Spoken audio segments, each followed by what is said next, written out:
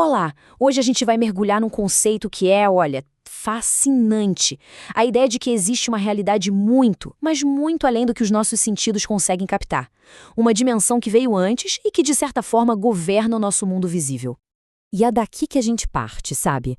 Com essa pergunta central. Será que o que a gente vê é tudo o que existe mesmo? A realidade se resume ao que a gente consegue tocar, ver, medir? Ou será que tem algo mais? Pois é, a base de toda essa nossa conversa é que o nosso mundo, o mundo em que a gente vive, é governado por forças invisíveis. E isso vale tanto para a ciência quanto para a espiritualidade, viu? O que a gente não vê muitas vezes é o que dita as regras para o que a gente vê. Olha só que interessante, a fonte principal para essa análise já começa nos dando essa pista. Lá em Gênesis, no princípio criou Deus os céus e a terra. A gente pensa logo no céu azul, né? Mas aqui, a Terra é o nosso mundo físico, o 3D que a gente conhece. E os céus, bom, os céus é outra coisa. É uma realidade superior, a dimensão espiritual. É de lá que tudo começou. Tá, mas como é que a gente consegue sequer imaginar uma dimensão que a gente não enxerga? Parece impossível, né? Calma. A chave é usar analogias, usar o que a gente já conhece para construir uma espécie de mapa mental.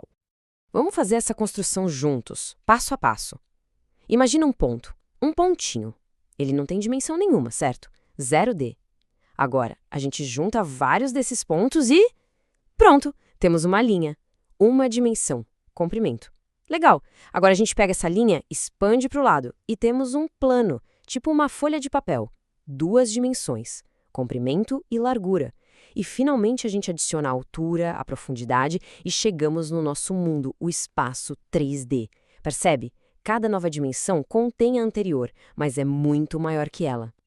Então, seguindo essa mesmíssima lógica, o que seria a quarta dimensão? Bom, nesse nosso estudo é a realidade espiritual. Pensa assim, do mesmo jeito que o nosso mundo 3D contém infinitos mundos 2D, como folhas de papel, essa dimensão espiritual contém todo o nosso universo físico.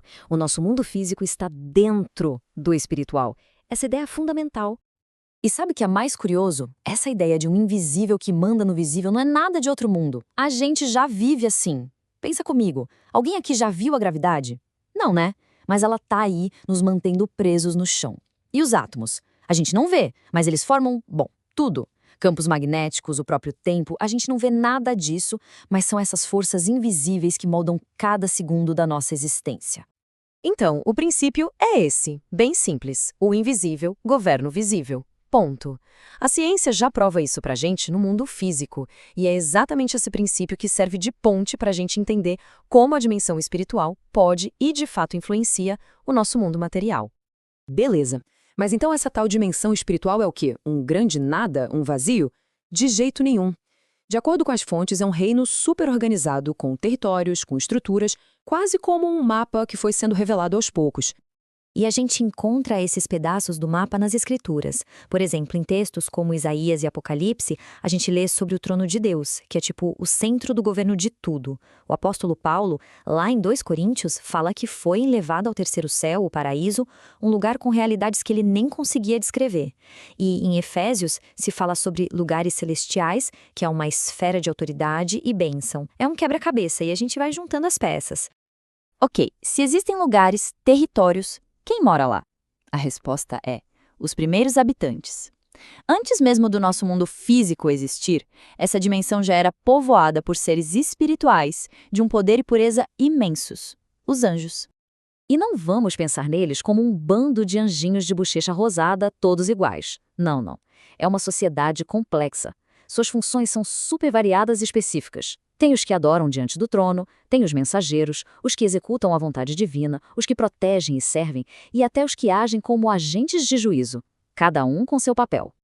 E essa organização não é bagunçada, é uma hierarquia bem definida. As fontes mostram pra gente diferentes classes, cada uma com uma função. Olha só, os serafins, por exemplo, ficam ali, pertinho do trono, em adoração e purificação. Os querubins são como guardas da santidade divina. E aí tem os arcanjos, que são generais na guerra espiritual. Essa estrutura toda mostra que não é um caos, mas sim uma organização cósmica, complexa e totalmente intencional.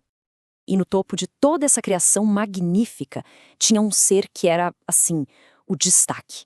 O querubim ungido. A função dele? Guardar o próprio trono do Criador. A descrição dele em Ezequiel é de arrepiar. O selo da perfeição, cheio de sabedoria e perfeito em formosura. Ele era basicamente o ápice de tudo que havia sido criado. Ok, agora vamos dar um zoom out. A gente falou dessa dimensão espiritual gigantesca de seus habitantes poderosíssimos, mas a pergunta que fica é: como tudo isso, toda essa vastidão, se compara com o próprio Criador?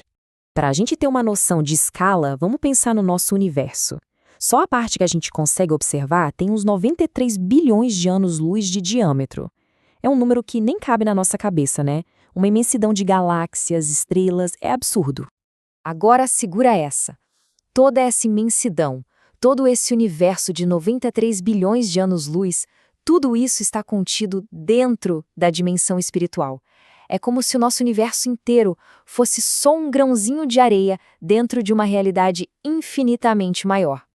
A melhor analogia para entender isso é a de um autor e sua história. Pensa num livro. A história, por mais incrível que seja, está limitada ali, naquelas páginas. O autor, por outro lado, está completamente fora do livro. Ele não faz parte da história. É a mesma coisa aqui. A criação, com todas as suas dimensões e leis, é a história. O Criador é o autor. Ele existe totalmente fora e além de tudo isso.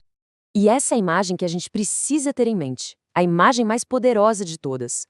Toda a realidade, o universo físico, a dimensão espiritual, com todos os seus territórios e seres poderosos, nada disso é grande o suficiente para conter o Criador. É o contrário, é Ele quem sustenta tudo isso na palma da sua mão. Então, para a gente fechar, o que a gente viu hoje? Primeiro, que existe uma dimensão espiritual, invisível, que veio antes do nosso mundo. Segundo, que esse reino não é um vazio, ele tem territórios, leis, habitantes. Terceiro, aquele princípio-chave, o invisível governo visível, vale tanto para a física quanto para o espírito. E o mais importante, o Criador é infinitamente maior que tudo isso junto. E isso tudo nos deixa com uma pergunta no ar. Uma pergunta bem inquietante. Se a criação era tão perfeita, tão ordenada, se o ser mais poderoso criado era o selo da perfeição, o que poderia dar errado? De onde poderia surgir o caos? Essa pergunta, bom, ela é o gancho para a próxima grande virada nessa história toda.